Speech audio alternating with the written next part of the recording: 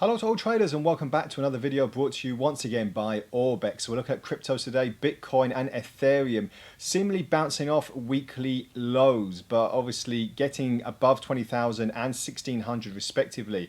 But from the morning session, we've seen a little bit more of a dip. So is it really having some sort of sideways movement that we've seen a couple of months ago, or are we getting some more clear signals as to where Bitcoin and Ethereum are really going? And also the crypto space in general, got a few other coins out there that are really starting to have momentum at the moment. Obviously, we're looking at Bitcoin, which is the biggest one, but we're seeing in the near term having these progressive lows. So what does that mean for the market especially? Well, we've seen the dollar pick up, hitting parity once again against the euro from the morning session. We'll look on that chart shortly as well. But getting into Bitcoin straight away, looking on the 4-hour chart at the moment, as you can see here, pointing out 20k, 20,000, because it seems to be quite a psychological level, one we haven't seen since roughly about the middle of July. So as I said, multi-week lows hitting over the weekend as well. Don't forget, cryptocurrencies are trading on the weekend as well. So as you can see here, we did hit this kind of bottom in the near term. Got this on a 4-hour chart as well. I've been asked from a few of you guys, a few traders that are on top of Orbex at the moment, to give you 4-hour and 1-hour charts for crypto. So that's what I'm going to do today. Not looking at the dailies at the moment. So as you can see here, what we're looking for the next opportunity, basically, we are trading in this range here roughly of about 19,500 up to 20.5, so roughly this $1,000 range at the moment. But what does this mean for trading? Well, as you can see from the morning session, we'll just bring it onto a 1-hour chart so it's a little bit easier to comprehend.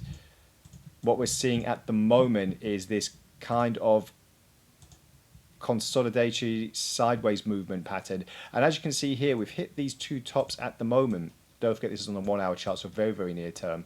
And now we're heading back down. With the assistance of the Ichimoku cloud, what I'm seeing at the moment is if we do get a piercing and a confirmation through the cloud, we could see another leg lower. That would mean that we'll start going down to these double bottoms here, roughly dropping below the 20,000 mark. What I've said on the main headline for this video is we've breached 20,000 once again, but for how long? It's very important because, as you can see here, very, very choppy movement, and the consensus is that we are heading back down below 20,000 once again. But when will that be? Let's see, as the NFP does creep up slowly. Obviously, the American market does affect cryptos as well quite considerably. If we look on the RSI, nothing too much to sink our teeth into, so it's basically looking on the fundamentals at the moment.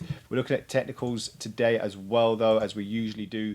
So with Ethereum, again, piercing the 1,600 handle once again, but as you can see here from the morning session, having this very heavy bearish candle and having this firm support at the top border, the lower border of the Ichimoku cloud, which gives an indication that we might start moving lower. And again, a little bit like Bitcoin, hitting these previous bottoms once again. Not too much in the way of divergences. I was looking to see if it would pick up slightly for a full-on bearish divergence, but that hasn't happened yet. But prices do seem to be slightly bearish in the near term at least. So once again, looking on the 1-hour chart, and a little bit like Bitcoin, we have seen this choppiness.